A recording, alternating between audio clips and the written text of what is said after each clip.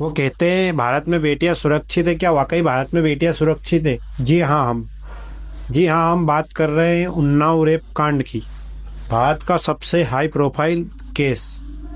जी हाँ, इस केस की कहानी किसी थ्रिलर पिक्चर से कम नहीं है।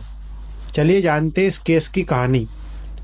उन्नाव उत्तर प्रदेश का जिला, लखनऊ से सटा हुआ जिला, जिसके छोटे से गांव माखी गांव की एक 17 साल की नाबालिग लड़की, जो अपनी पड़ोसन शशि सिंह के साथ वहाँ के लोकल विधायक कुलदीप सिंह सेंगर के यहाँ जॉब के पर्पस से जाती है, वहाँ से वो अचानक अगवा हो जाती है।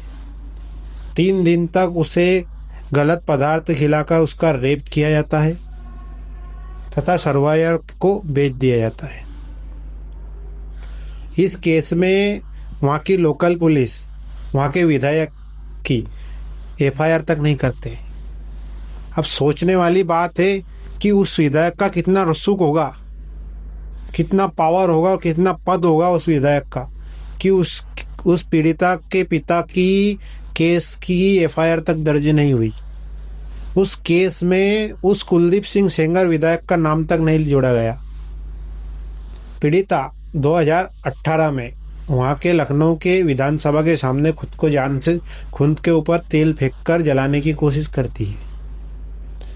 सरकार उस टाइम पे एक्शन में आती है। इसी बीच उसके पिता को आर्म्स एक्ट के बीच में गिरफ्तार कर लिया जाता है और उन पर हथियार सप्लाई का आरोप लगाया जाता है। केस में कुलदीप सिंह सेंगर का रसूख इतना बढ़ चुका था कि उस केस में एफआईआर तो दूर, कुलदीप सिंह सेंगर को पूरा साइड किया जाता था। केस धीरे धीरे राष्ट्रीय बनता गया, बात फैलने लगी, राष्ट्रीय मीडिया में बात फैली, सरकार एक्शन में आई। वहाँ की इलाहाबाद कोर्ट के इंटरफेयर के तहत सीबीआई को केस सौंपा गया, जिसमें कुलदीप सिंह सेंगर की गिरफ्तारी हुई। इसी बीच पीड़िता के पिता की जेल में हत्या हो जाती। वो भी एक मिस्ट्री थी कि हत्या कैसे हुई। पुलिस बोलती है कि दंगा हुआ था जिसमें भीड़ के द्वारा इनको मार दिया गया।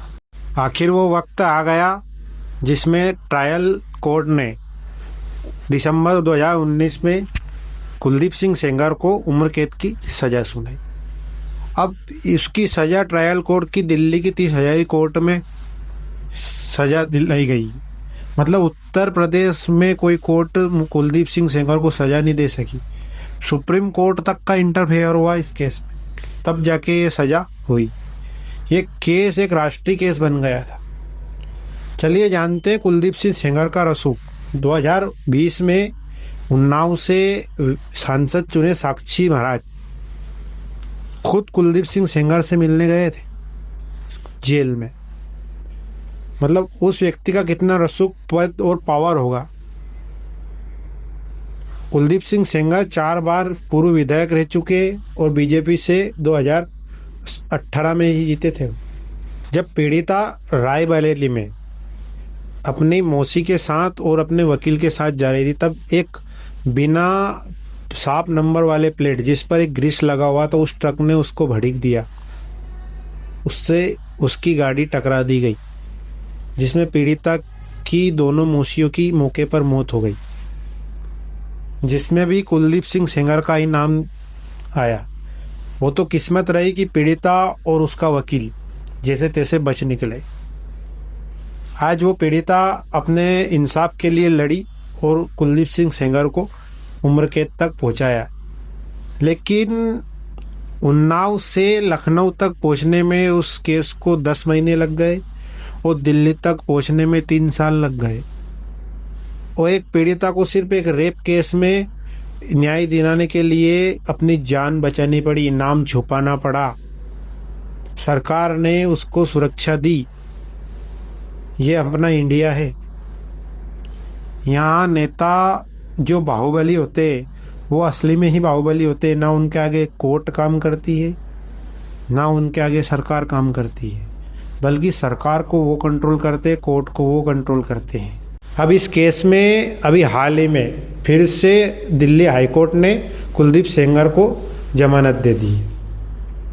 अब जबकि कुलदीप सेंगर पर रेप का आरोप है, उसके पिता का हत्या का आरोप है, मौसी को मारने का आरोप है, ट्रक भड़कने का आरोप है, केस को छुपाने दबाने का आरोप है, बदला लेने का आरोप है। वो सब कुछ सिद्ध भी हो चुके हैं, लेकिन दिल्ली हाईकोर्ट ने अभी हाल ही में इस जघन्य अपराधी को जमानत दे दी। हालांकि सुप्रीम कोर्ट ने अभी 29 दिसंबर के दिन फिर से उसकी जमानत को रद्द कर दी गई और उसको तुरंत हिरासत में वापस ले लिया जाएगा।